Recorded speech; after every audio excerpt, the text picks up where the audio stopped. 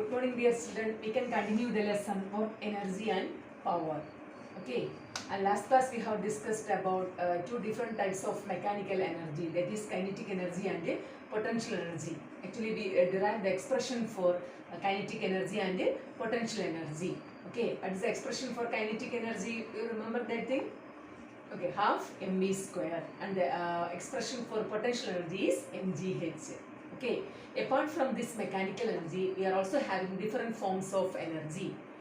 I think you know what are the different forms of energy.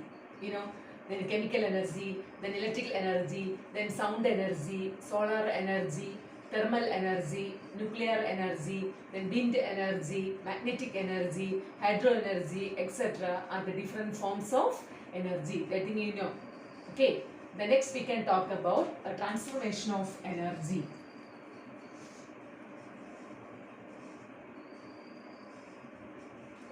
Okay, transformation of energy. Actually, what is meant by transformation of energy? Actually, it is the process of converting one form of energy into another form. That is known as transformation of energy. The process of converting one form of energy into another form is called what? Transformation of energy. Okay, the process of converting one form of energy into another form, that is called transformation of energy.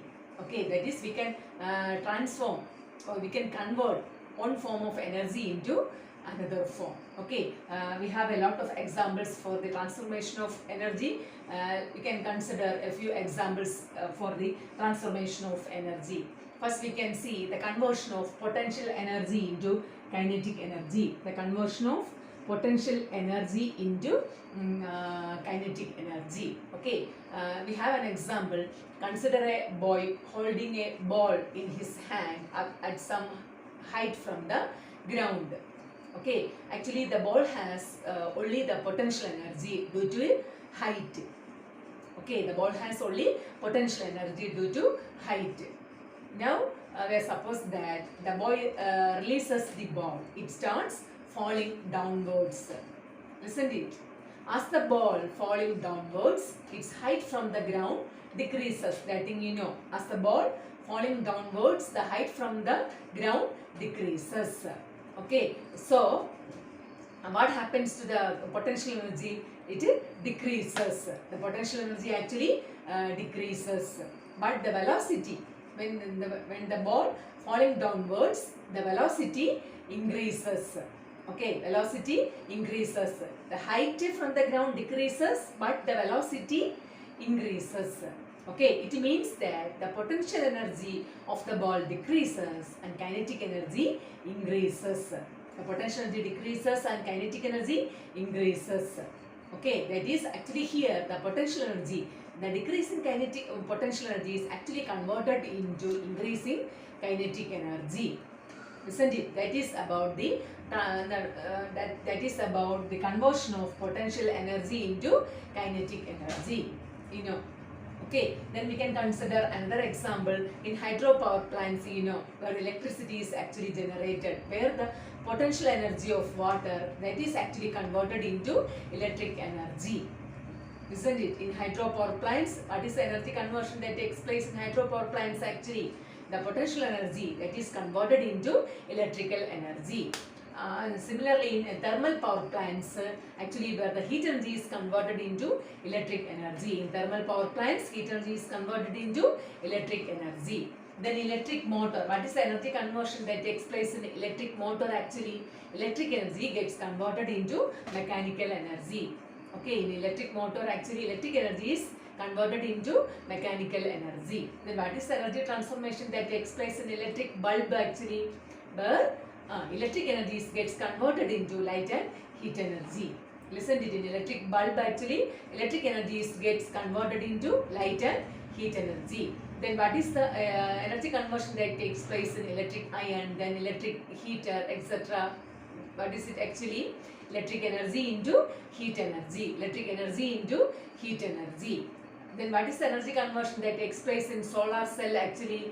Where light energy is converted into electric energy. In solar cell actually light energy is converted into what? Electric energy. Isn't it? That is actually about the transformation of energy. Then what is meant by transformation of energy? The process of converting one form of energy into another form. That is called the transformation of energy. Next about a law of conservation of energy. Law of conservation of energy. You know what is law of conservation of energy? According to this law, energy can neither be created nor be destroyed, but it can be transformed from one form into another form. Isn't it? According to law of conservation of energy, energy can neither be created nor be destroyed, but it can be transformed from one form into another. Energy can neither be created nor be destroyed, but it can be transformed from one form into another. Okay, that is actually the law of conservation of energy. Actually, the total energy before transformation is equal to total energy after transformation. Okay, that is, we can say the total energy before transformation is equal to the total energy after transformation. Actually, the law of conservation of energy is valid in all situations for all kinds of transformation. Isn't it? In all kinds of transformation and in all situations, the law of conservation of energy is actually valid. Let us consider an example to prove the law of conservation of energy. That is, this law that can be applied to a freely falling object. Okay, let's see how a freely falling object obeys what law of conservation of energy. Listen, you know, a freely falling object means what? We already learned about freely falling body. That is, if an object moves only under the influence of Earth gravitational force, that is actually called a freely falling object. Okay, here let's consider an object of mass m. Okay, consider an object of mass m. Actually, it is made to fall freely from a height h. Okay, consider an object of mass m which is made to fall freely from a height h. You know, at start actually the potential energy, you know the expression for potential energy, that is mgh. Okay, at start the potential energy is mgh and the kinetic energy is equal to 0, because at the highest point the velocity equal to 0. Isn't it? Because the velocity is equal to 0. So at the start, that object possesses only the potential energy, that is mgh. You know, then what is the total energy? You know, total energy is sum of potential energy and the kinetic energy. So here the total energy is actually mgh. The total energy is actually mgh. You know, as the object falls, the potential energies get converted into kinetic energy. Listen to it. As the object falls downward, the potential energy is converted into kinetic energy. Listen to it. Let V be the velocity. Let V be the velocity. Then what about its kinetic energy? You know, kinetic energy is equal to half mv square. Kinetic energy is equal to half mv square. Okay, as the fall of object continues, the potential energy decreases while the kinetic energy increases. What is the reason actually? Due to the decrease of height from the ground, the height actually decreases, so the potential energy decreases. As the object moves downward, its velocity increases, so kinetic energy increases. Okay, as the object falls downward, continue to move downward, the potential energy decreases and kinetic energy increases. Isn't it? And when the object is about to reach the ground, h is equal to what? 0. Okay, when the object is about to reach the ground, h is equal to 0 and v will be the highest. Okay, v will be the, that is velocity will be the highest. So we can say the kinetic energy is greater and potential energy is least. Okay, that is when the object is about to reach ground, it has maximum kinetic energy and the potential energy is least. Okay. But the sum of kinetic energy and potential energy, that will be the same at all the points. Okay, suppose when an object moves downward like this, we can consider the point A, B and C. We can take any points along its path. In all these points, the sum of kinetic energy and potential energy, that remains a constant. Okay, the sum of kinetic energy and potential energy, that remains a constant. So we can write potential energy plus kinetic energy is equal to constant. Kinetic energy plus potential energy is equal to constant, or we can say, we can write mgh plus half mv square equal to constant. That is, the sum of kinetic energy and potential energy remains constant. So we can say a freely falling object obeys what? Law of conservation of energy. A freely falling object obeys what? Law of conservation of energy. Listen it. Here we are considering an object of mass m, and actually it is allowed to fall freely from a height h.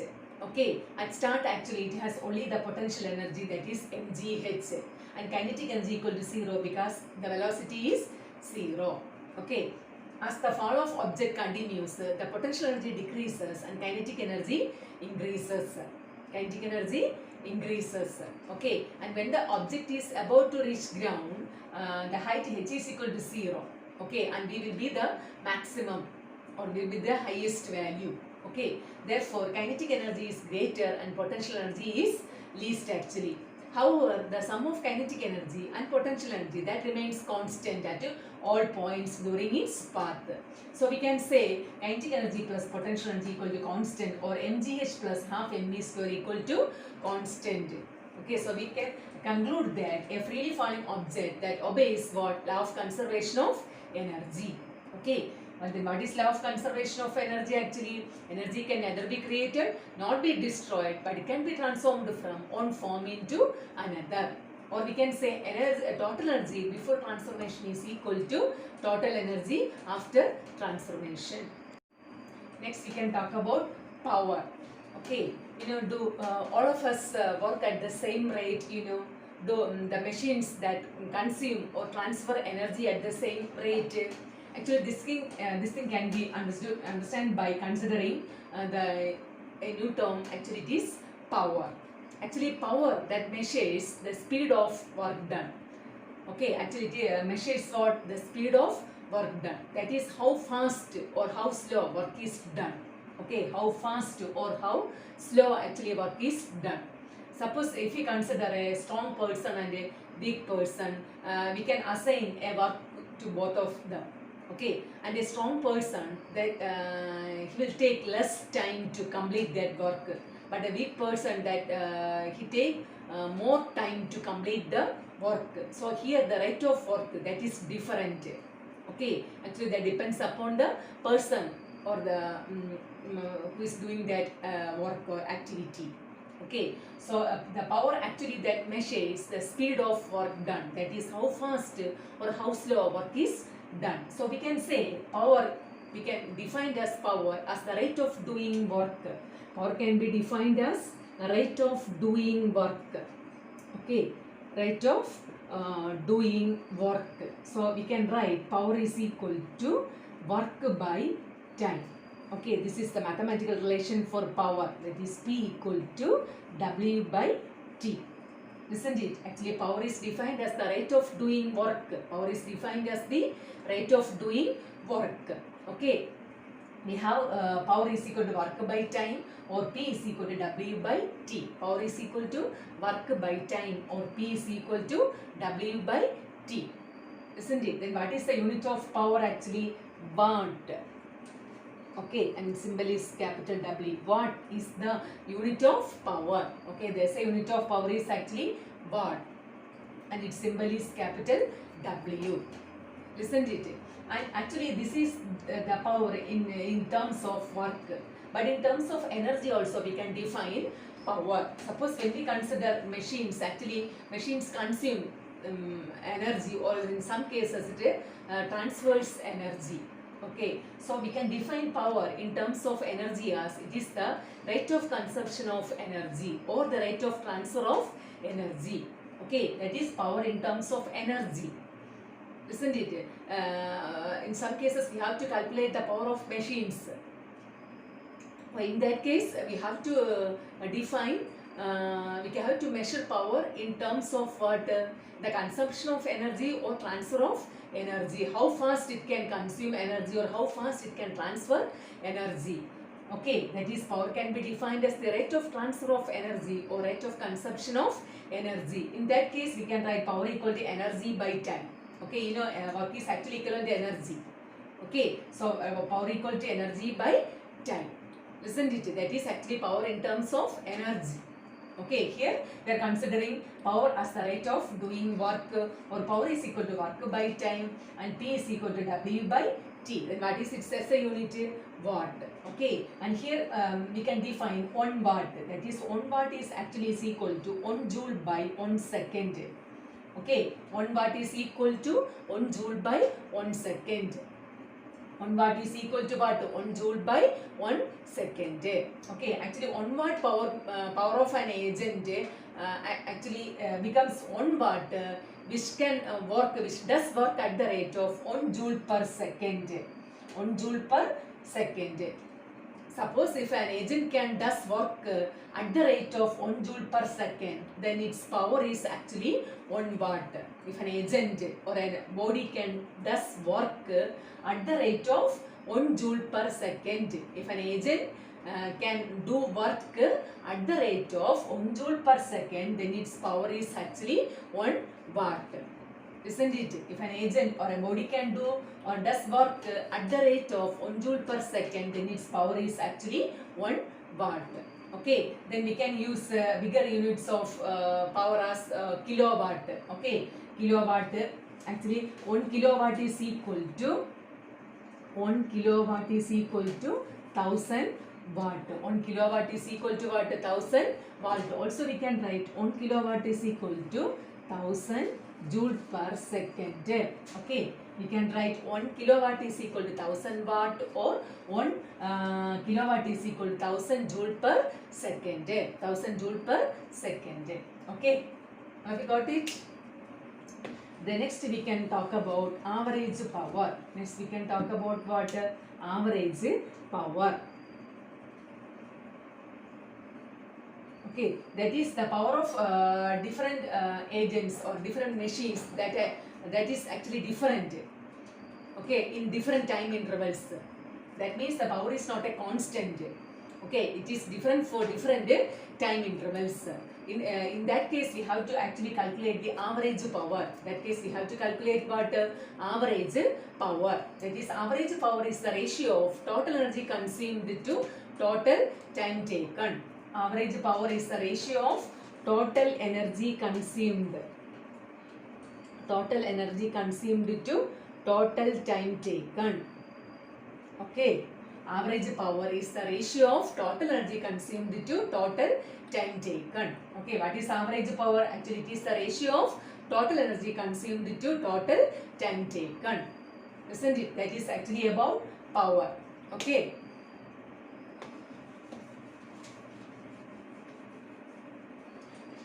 Okay, then next we can learn about kilowatt hour. Kilowatt hour. Okay, kilowatt hour. Actually, you know, which is the SI unit of energy, you know, which is the SI unit of energy actually? Joule. Joule is the SI unit of energy. But actually this unit is too small. But suppose if you have to measure a large amount of energy commercially, we cannot use the unit joule. For that we are using the unit kilowatt hour. Okay, so kilowatt hour is the commercial unit of energy. Isn't it? Which is the commercial unit of energy? Kilowatt hour. Kilowatt hour is the commercial unit of energy. Which is the commercial unit of energy? Kilowatt hour is the commercial unit of energy. Isn't it? Kilowatt hour means actually it is the commercial unit of energy. Okay, actually 1 kilowatt hour. Actually 1 kilowatt hour is the energy used by a machine in 1 hour. Okay, at the rate of what? 1000 joule per second. At the rate of 1000 joule per second. Okay, 1 kilowatt hour is the energy consumed in 1 hour. Energy consumed in 1 hour at the rate of 1000 joule per second. Okay. Okay, that is 1 kilowatt hour is the energy used in 1 hour. 1 kilowatt hour is the energy used in 1 hour at the rate of 1000 joule per second. Okay, 1 kilowatt hour is the energy used in 1 hour at the rate of what? 1000 joule per second. Okay, that is at the, in every 1 second it consumes what? 1000 joule of energy. Okay, totally in 1 hour, how much energy is conserved? Actually, at the rate of what, 1000 joule per second. Listen it. Then actually, this kilowatt hour is related to what, joule. Okay, there is a relationship between this kilowatt hour and joule. That is 1 kilowatt hour is equal to actually 3.6 into 10 power 6 joule. Okay, 1 kilowatt hour is equivalent to 3.6 into 10 power 6 joule. That is the relationship between kilowatt hour and joule. Okay, 1 kilowatt hour is equal to 3.6 into 10 power 6 joule. Okay, actually energy used in households, then industries and commercial establishment are usually expressed in kilowatt hour. Okay, energy used in households, then industries and commercial establishments are usually in kilowatt hour. Okay, actually the electric energy that is consumed per month, that is actually expressed in unit. Okay, actually the electric energy consumed in a month, that is actually expressed in unit. Actually 1 unit is equal to what? 1 unit is equivalent to 1 kilowatt hour. 1 unit is equivalent to what? 1 kilowatt hour. Actually electric energy consumed in month, that is actually expressed in unit, and 1 unit is equivalent to what? 1 kilowatt hour. Okay, that is about kilowatt hour. Actually kilowatt hour is the commercial unit of commercial unit of energy. Okay, actually 1 kilowatt hour is the energy consumed in 1 hour at the rate of 1000 joule per second. Then what is the relationship between kilowatt hour and joule? 1 kilowatt hour equal to 3.6 into 10 power 6 joule, and 1 unit is equivalent to 1 kilowatt hour. Okay. Okay, children. Then what are the things that we have learned today? Actually, first we have discussed about the transformation of energy. What is transformation of energy? The conversion of energy from one form into another. That is called the transformation of energy. Then what is law of conservation of energy? Energy can neither be created nor be destroyed, but it can be transformed from one form into another. Okay, that is total energy before transformation is equal to total energy after transformation. Then what is power? Actually, it is the rate of doing work. Power is the rate of doing work. Power is equal to work by time, or P is equal to W by T. Then what is its unit? Watt. What is the unit of power? Listen to it. Then what is power in terms of energy? Actually, it is the rate of consumption or transfer of energy. Okay. Then what is average power? Actually, it is the ratio of total energy consumed to total time taken. Total energy consumed to total time taken. Then which is the commercial unit of energy? Kilowatt hour. Kilowatt hour. 1 kilowatt hour is equal to how much joule? 3.6 into 10 power 6 joule. Okay, children. That is the end of today's class. Also, we have finished the lesson. Thank you.